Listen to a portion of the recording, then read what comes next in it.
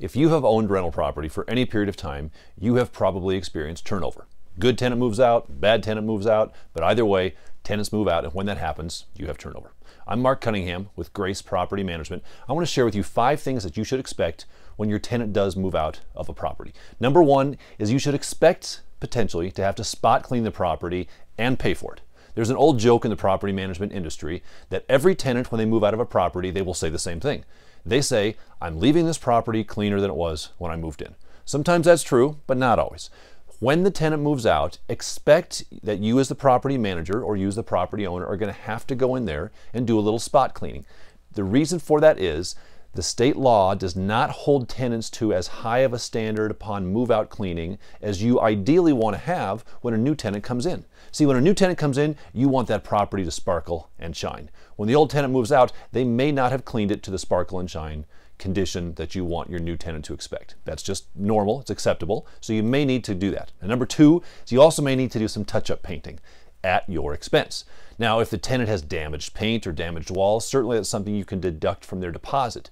But if a tenant has been living in a property for maybe 2 or 3 years, there are going to be some scuff marks on the wall. Maybe where the couch was against the wall, there's a little mark there. By the door, there's some marks. That's wear and tear. Those are not typically things that you can charge for. It's very common for owners to have to go in and repaint a property, maybe just one wall, maybe the whole thing, but expect to potentially do that between tenant turnovers. Number 3 is you want to make sure you don't forget to rekey the property and also check for safety items. Now, believe it or not, rekeying is not required by law. Potentially, you cannot rekey a property between tenancies. We do not recommend that. That's a pretty dangerous thing not to do.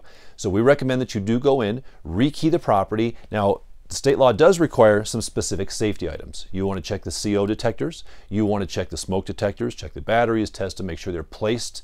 You can't just have them, you've got to have them placed properly within the unit. So there's a lot of intricacies as it relates to that, but check those items. Number 4, make sure as it relates to the security deposit, you are returning that deposit within 30 days of the time the tenant has moved out.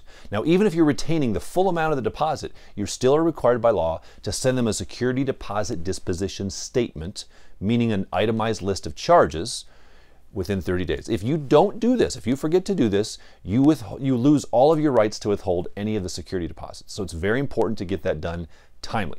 Now, another piece of advice to remember is if you as the property owner are going in and doing some work on the property, let's say you do have to repaint the property and it is tenant damage or the tenant knocked a hole in the wall, so you're going to go in and repair that hole in the wall.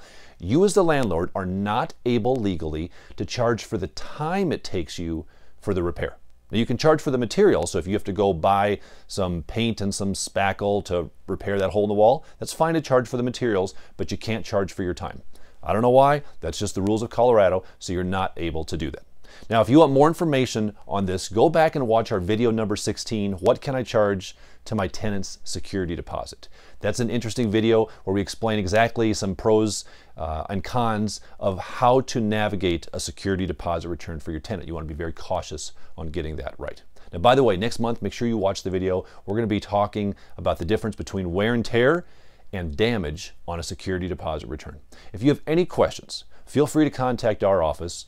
rentgrace.com is our website. 303-255-1990 is our phone number. Hope that helps you. If you're a client of Grace Management, know that we have this taken care of. We handle all this for you. But whether you're our client or not, you want to make sure you get the security deposit done properly, get that tenant refunded their money, and get the property turned quickly to make a smooth move out for your prior tenant and a smooth move in for your new tenant.